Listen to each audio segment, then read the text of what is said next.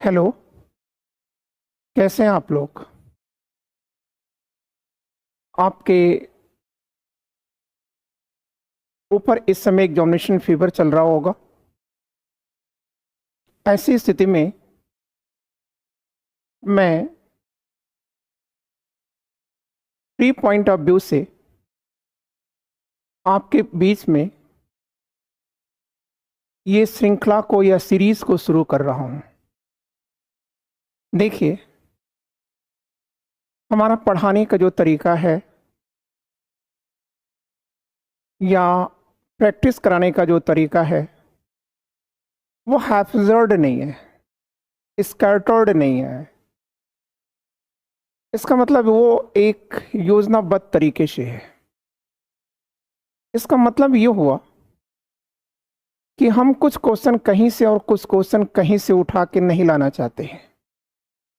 हम ये चाहते हैं कि जिस टॉपिक को शुरू किया जाए उस टॉपिक को एक बार बताने के बाद फिर आपको प्रैक्टिस कराई जाए। लेकिन यहां मैं आपके बीच में जो पहला टॉपिक ले आ रहा हूं वो है ब्रिक्स। तो यहां हम क्वेश्चन लेंगे और उस क्वेश्चन को एक्सप्लेन करते हुए चले जाएंगे।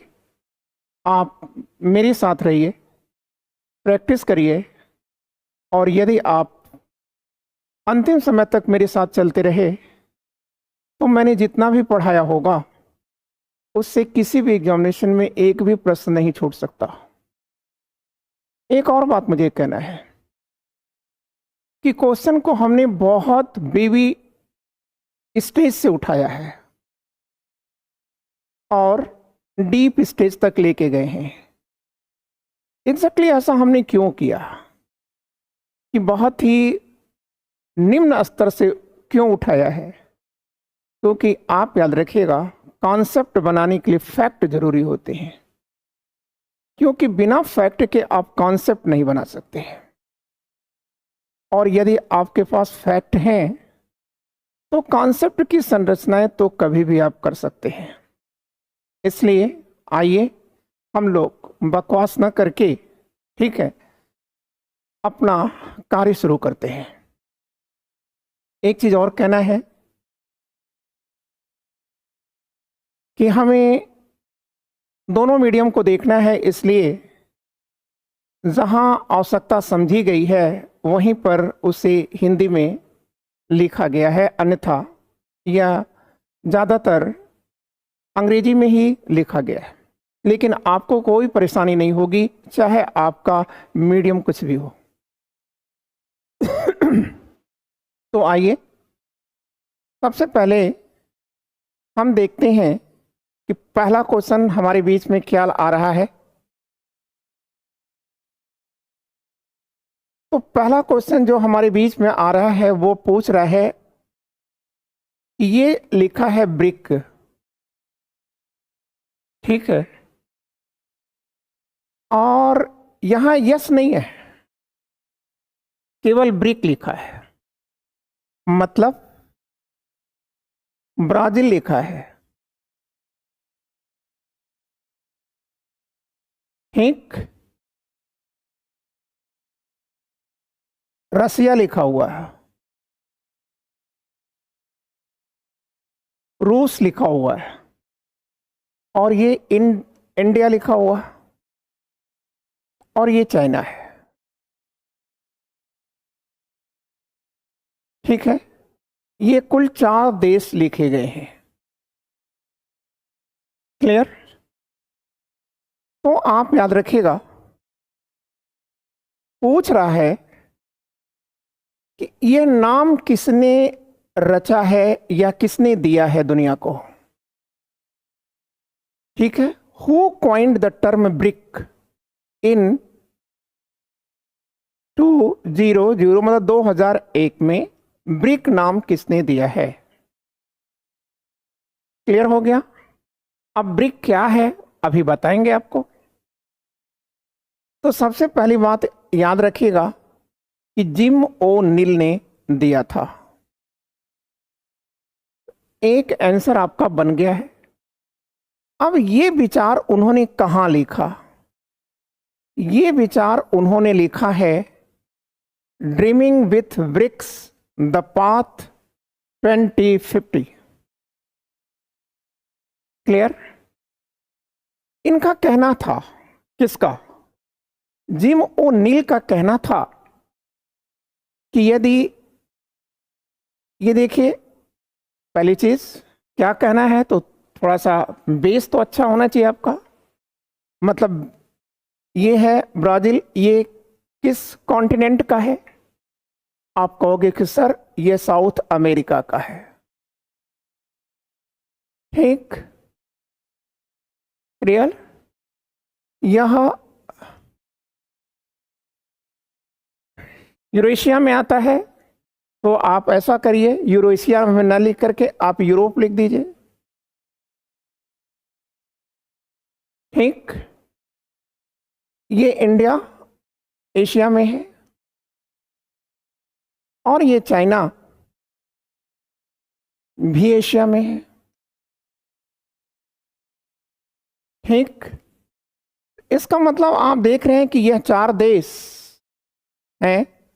एक देश अमेरिका, साउथ अमेरिका महाद्वीप का नेतृत्व कर रहा है, एक देश यूरोप का नेतृत्व कर रहा है, और ये एशिया से 2 हैं।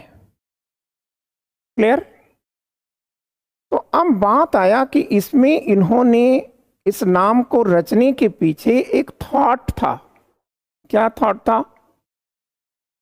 उन्होंने ये कहा था कि यदि यह देश, चारों देश एक प्लेटफॉर्म पर आ जाएं, चारों देश एक प्लेटफॉर्म पर आ जाएं, तो यह विश्व की सबसे बड़ी अर्थव्यवस्था होंगे। ठीक, तो यह आपने समझ लिया। अब यहां आपको समझना है, ठीक है, कि ब्रिक्स, अभी तो ब्रिक है, ब्रिक्स आएगा, बाद में आएगा। तो सवाल इस बात का है कि लिख लेते हैं, साउथ अफ्रीका को ला देते हैं, फिर आपको समझा देते हैं। ये जो ब्रिक्स है, ये ब्रिक्स मतलब ये साउथ अफ्रीका लग गया। ठीक, तो अब प्रॉब्लम ये आई कि ये जो ब्रिक्स है, ठीक है ना, इसका उद्देश्य क्या है? ये जो संस्था है 2006 में बनी है, ठीक है, लेकिन एग्जैक्टली इसका उद्देश्य क्या है? तो आप कहेंगे यह इकोनॉमिकल फोरम है। ठीक है, क्या है? यह इकोनॉमिकल फोरम है। समझ गए आप? एक आर्थिक मंच है ये, ठीक है, जो परस्पर सहयोग की भावनाओं पर, या आप कह सकते हैं म्यूचुअली कोएग्जिस्टेंस में विश्वास करते हुए निर्मित की गई है। तो आपने ये चीज समझ लिया, इतनी बातें भी आपकी हो गई। अब आइए हम देखते हैं कि दूसरा क्वेश्चन क्या कह रहा है। तो आपको, मुझे लगता है कि इससे फायदे होंगे, क्योंकि मैटर की व्याख्याएं भी खूब हो रही हैं। ठीक है, ये नहीं है, ये नहीं है, ये नहीं। ठीक है, आप अगला पोर्शन आप देखिए।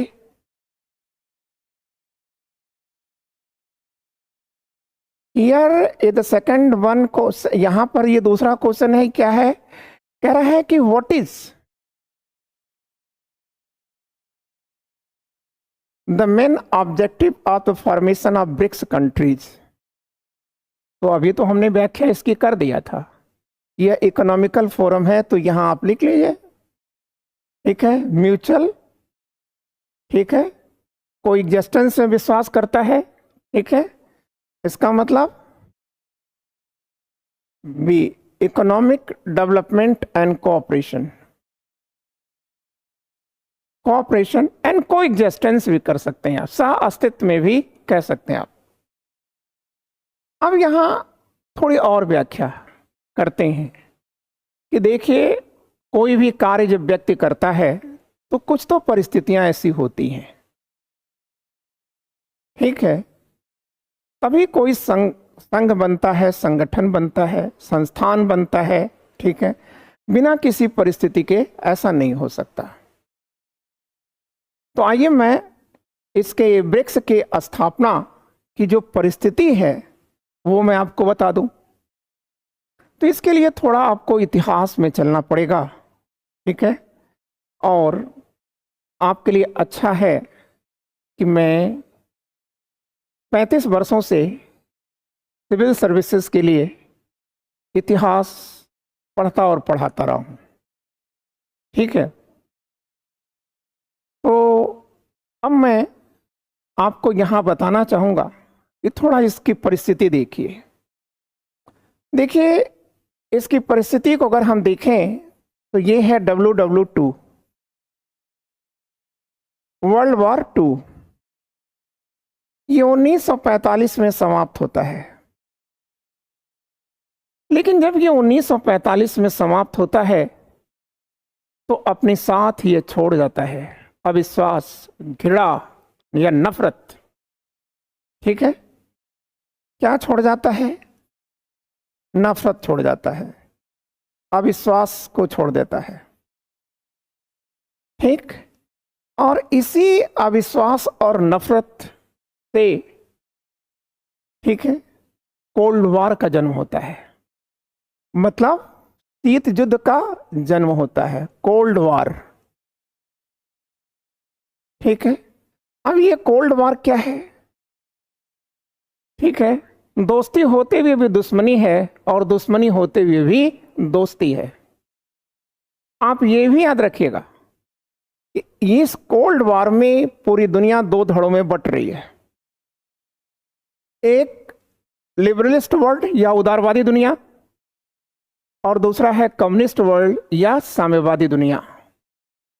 ठीक है, तो इसका नेतृत्व करते हैं पूंजीवादी देश जिसका अगुवा है USA, और इसका नेतृत्व USSR करता है। ठीक है, और इस प्रकार से पूरी दुनिया दो खेमों में बट गई, और इन खेमों में हजारों और लाखों लाशें गिरी। लेकिन आप याद रखिएगा, USA और USSR के बीच में एक गोली भी नहीं चली, लेकिन इनके अनुयायी मरते और मारते रहे। तो ऐसी स्थिति में US और USSR की इस नफरत ने 1991 में जब USSR का पतन कर दिया, तो अब दादा कौन बना इस पूरी दुनिया का? ठीक है, तो आप कहेंगे कि सर 1991 से पहले यह पूरी दुनिया बाइपोलर थी, द्विध्रुवी थी, दो धुरी थी, दो ध्रुव थे। लेकिन 91 के बाद तो एक ध्रुव या पोल ये खत्म हो गया। तो अब दुनिया किस में बदल गई? ठीक है, आप कहेंगे कि सर यूनिपोलर वर्ल्ड में बदल गई, एक ध्रुवी विश्व में बदल गई। अब जब एक ध्रुवी विश्व में बदल गई तो ये जो है USA, ये डिक्टेटर बनता चला गया, तानाशाह बनता चला गया ये। ठीक है, और इसी की तानाशाही से मुक्ति के लिए जो प्रयास किया गया, उस प्रयास का नाम है ब्रिक्स। ठीक, क्लियर?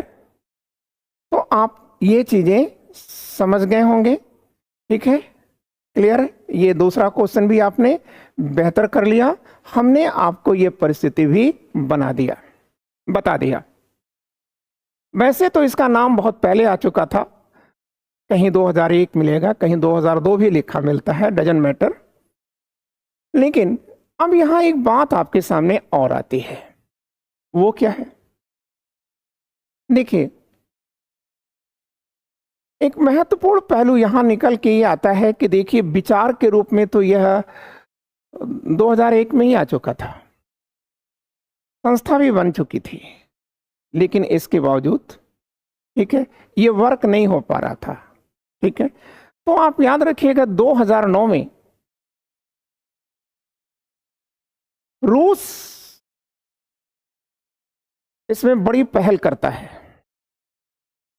ठीक है, और रियल में ब्रिक्स की स्थापना की नींव यहीं पड़ती है। तब ब्रिक्स का जो पहला नाम है, पहला नाम वो है रिक्स, रिक, ठीक है। रिक ही ब्रिक में बदला है और ब्रिक ही ब्रिक्स में बदला है, ठीक है। इसका पुराना नाम है रिक, रिक के बाद ब्रिक, ये एस हटा दीजिए, और जब ब्रिक बन जाएगा तब यस जुड़ जाएगा, ब्रिक्स बन जाएगा। क्लियर? तो फिलहाल आपने इसे समझा, आगे इस पर क्वेश्चन बना हुआ है। आइए देखते हैं।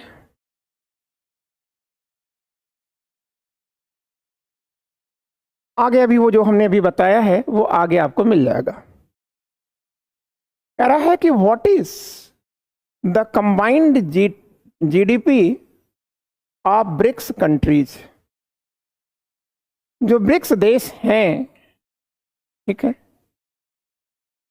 क्लियर, ब्रिक्स मतलब मूल, बाद में तो बहुत जुड़ जाएंगे। तो ये इनकी जीडीपी कितनी है, तो आप कहोगे कि सर ये है बी, $40 ट्रिलियन है, ठीक। और अकेले अमेरिका, संयुक्त राज्य अमेरिका, ये 27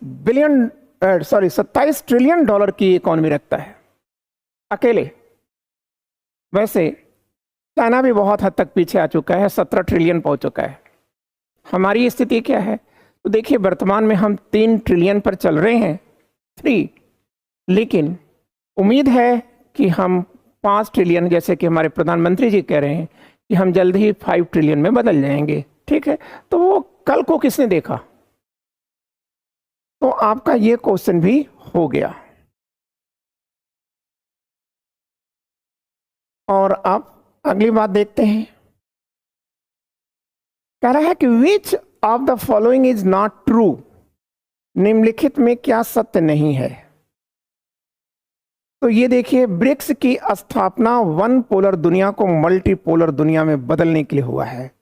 the establishment of BRICS was to transfer the unique polar world into multipolar world.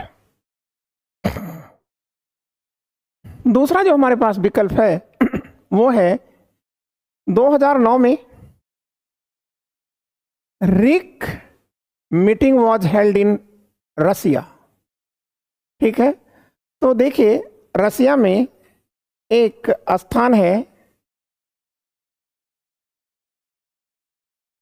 एकटेरिनबर्ग।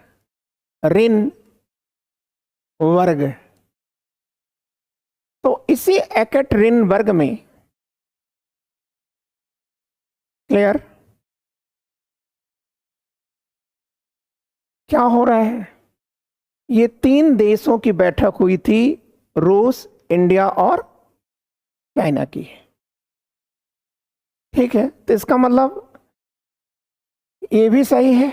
अभी मैंने आपको बताया था, परिस्थिति बताते समय ये क्वेश्चन हम सॉल्व कर चुके थे।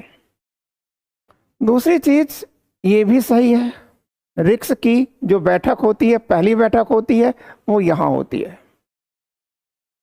आप कहोगे कि सर कुछ समझ में नहीं आ रहा है, वो 6 में ही ब्रेक आ गया था, लेकिन ये रिक का डेवलप्ड है, यस, ठीक है।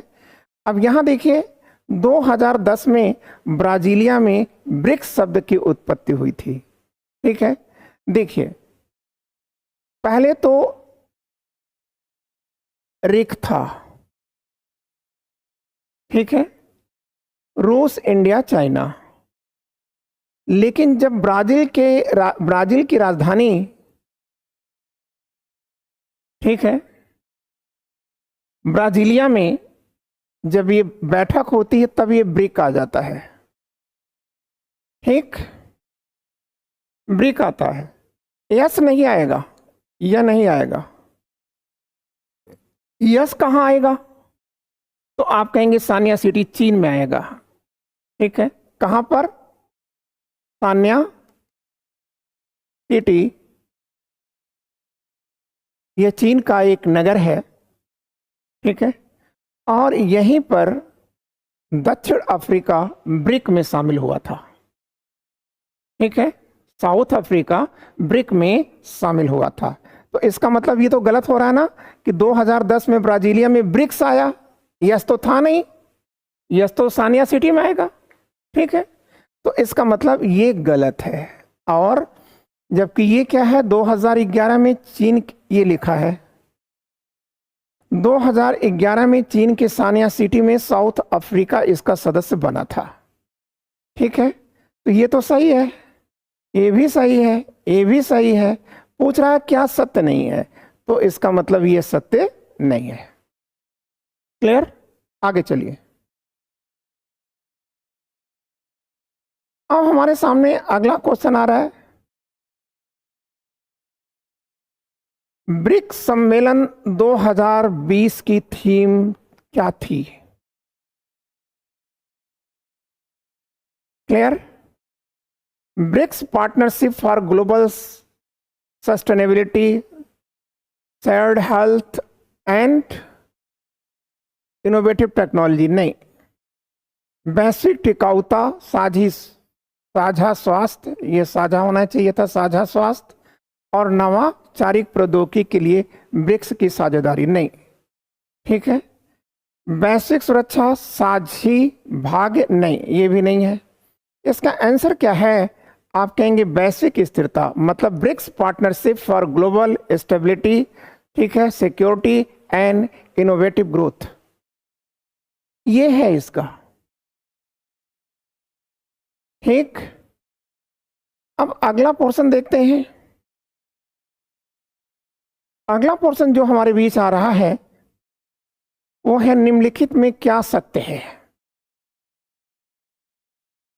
BRICS is home to 41% of the world's population and account for 24 of the world's total GDP in this region. BRICS में विश्व की लगभग 40% जनसंख्या रहती है। 41 यहां लिखा है, ठीक है, निवास करती है, ये भी लगभग सही है। इसका सम्मेलन प्रतिवर्ष होता है, ये भी सही है। फिर कह रहा है कि 2015 में ब्रिक्स सम्मेलन का theme partnership for mutual acylated growth था। ठीक है, यस, यही था। इसका मतलब ये भी सही, ये भी सही, ये भी सही, उपरोक्त सभी सत्य है। ठीक है, तो आपने 20 का भी थीम जान लिया और 23 का भी थीम जान लिया। आगे आइए।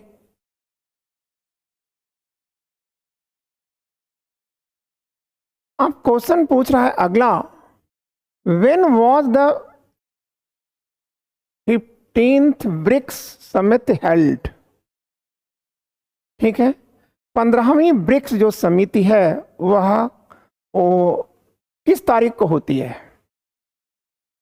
ठीक, तो आप कहेंगे कि सर ये 24 अगस्त को होती है। ठीक है, क्लियर? और कहाँ होती है? ठीक है, जोहान्सबर्ग में होती है, दक्षिण अफ्रीका में होती है। अगला देखेंगे, कह रहा है कि which country hosted the 15th BRICS summit? किसने किया था? साउथ अफ्रीका में किया था। नीचे लिखा है 15th BRICS summit was held in Johannesburg, ठीक है, the capital of South Africa. ठीक हो गया। अब अगला देखेंगे हम लोग, which country joined BRICS in 2010 में, किसने, ठीक है, ज्वाइन किया है ब्रिक्स को? मतलब ब्रिक में यस लगा है, तो आप कहेंगे कि सर साउथ अफ्रीका। ठीक है, फैक्चुअल हो रहा है और जरूरत थी इसकी। अब आप आगे चल के देखें आगे और क्या क्या आ रहा है।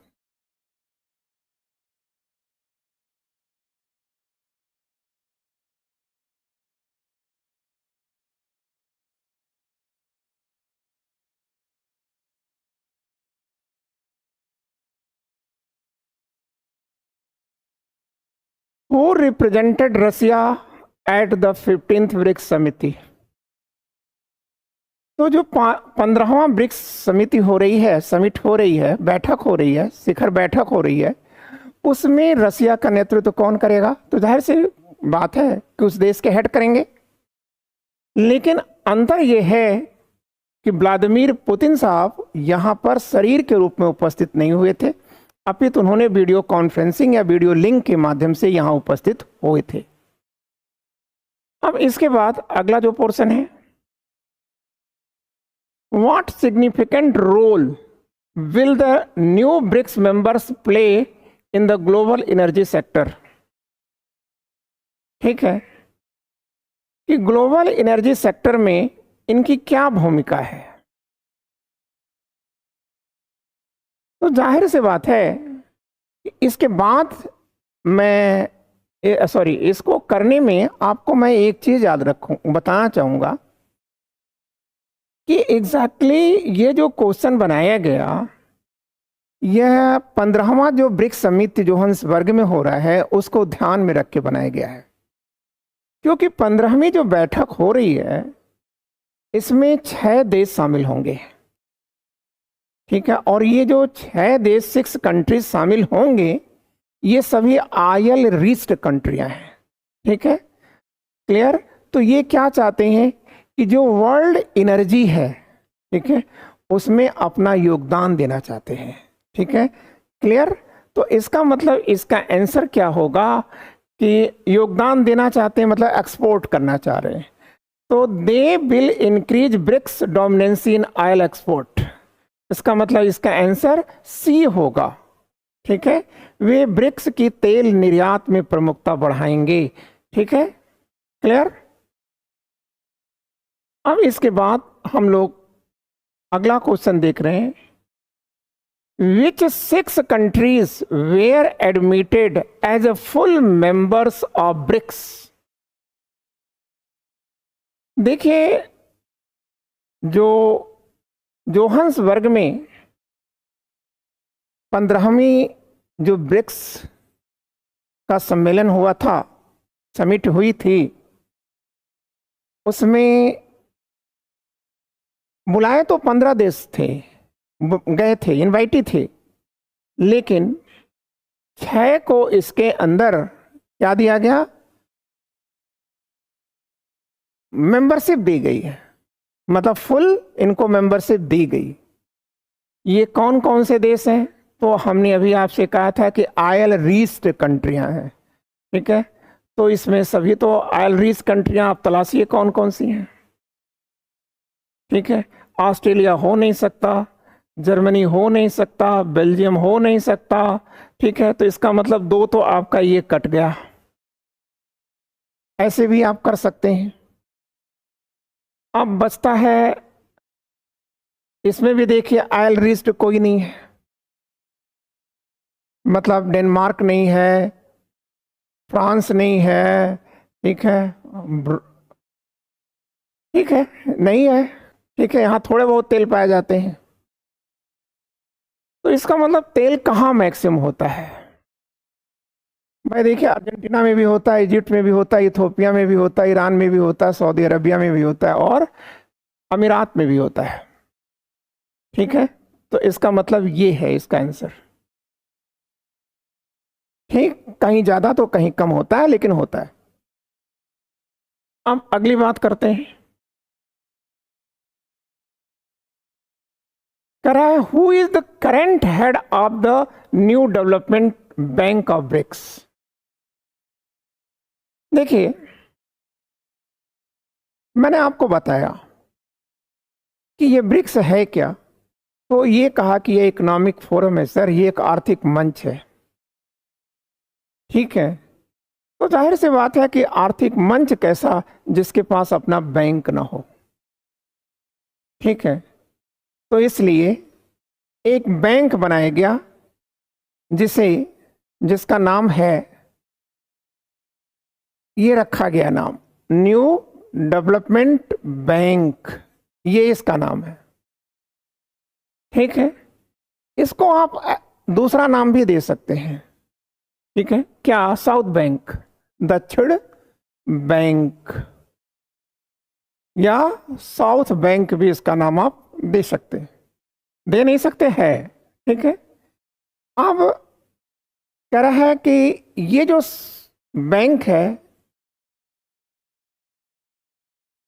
इसके दो कार्यालय हैं, एक इसका हेड ऑफिस है, मुख्यालय जिसे कहते हैं, और इस दूसरा है ब्रांच ऑफिस। तो इसका जो हेड ऑफिस है ये है संघाई में। अब संघाई तो आप जानते ही हैं, ये चाइना की कॉमर्शियल कैपिटल है, व्यापारिक राजधानी है। क्लियर? और ये है ब्रांच ऑफिस, और ये जो ब्रांच शाखा, इसकी जो ब्रांच ऑफिस है वो जोहान्सबर्ग में है। ठीक है, अफ्रीका, दक्षिण अफ्रीका के शहर जोहान्सबर्ग में है। क्लियर? लेकिन ये पूछ रहा है कि इसकी स्थापना कब हुई थी, ये भी कर लीजिएगा, 2015 में होती है, कुछ भी पूछ सकता है। ठीक है, क्लियर? और बस आप यूवी पीसेस तक आप मेरे साथ बिना गैप किए हुए आप क्लास कर लें तो करंट और ट्रेडिशनल दोनों ही मैटर ये आपका तैयार हो ही जाएगा, इसकी मेरी गारंटी है। वैसे अभी पीसेस यूपी या अन्य जो स्टेट एग्जामिनेशन है वह जो निकट भविष्य में है उसमें तो मुझे कहना नहीं है, जुलाई के बाद होने वाली परीक्षाओं की मैं बात कर रहा हूं। ठीक है, सिविल में भी आप यूज कर सकते हैं क्योंकि सिविल भी बहुत निकट है, लेकिन फिर भी हम कोशिश करेंगे कि हम तेज गति से बढ़ें। तो अब यहां पर पूछ रहा है कि न्यू डेवलपमेंट बैंक का हेड कौन है। तो इंडिया में एक बैंक है आईसीसीआई, उसी के सीईओ हैं रहे हैं केवी कामत, और यही आजकल इसके हेड है। ठीक, अब अगला जो हम बातें करते हैं वो क्या है, ये कह रहा है कि ये जो बैंक है ना, दक्षिण बैंक या new development bank of BRICS, ये कह रहा है कि ये बैंक ने हाउ मेनी प्रोजेक्ट्स, कुल कितने प्रोजेक्ट्स पर काम शुरू किया है। तो आप याद रखिएगा 96 प्रोजेक्ट पर कार्य किया है, लेकिन यहां 96 दो स्थानों पर है। ठीक है, एक में लिखा है 32.8 बिलियन, ठीक है, डॉलर, और दूसरी बात है कि यहां पर लिखा है 3.28, तो इतना कम तो हो नहीं सकता। ठीक है, तो आप कह सकते हैं कि इसका आंसर बी है, ये लिखा भी है। क्लियर? अब हम अगली बात भी कर लेते हैं। अगली हमारे सामने जो बातें हैं वो ये है कि what is India's stand regarding BRICS relationship with western countries. इसका हिंदी नहीं बनाया गया, हम हिंदी बना दे रहे हैं। ठीक है, इसमें कहा जा रहा है कि पश्चिमी देशों के साथ भारत का रुख क्या है। ठीक है, क्लियर? तो आप याद रखिएगा कि भारत ऑलवेज एडवोकेसी करता है बैलेंस की, एग्रेसिव नहीं है भारत, क्योंकि इसके बारे में कहा जाता है कि नहीं चाहते हम औरों के मुख की रोटी खाना, नहीं चाहते हम औरों को अपना दास बनाना। हमारा इतिहास एग्रेशन का रहा ही नहीं। ठीक है, तो इसका मतलब यहां पर देखिए कहां पर लिखा हुआ बैलेंस, ये लिखा है India advocates for balance approach in its relationship with west. मतलब ब्रिक्स का पाश्चात्य देशों के साथ या वेस्ट के साथ क्या संबंध होगा, उस पर भारत का रुख क्या है, तो आप कहेंगे सर बैलेंस करने का रुख है।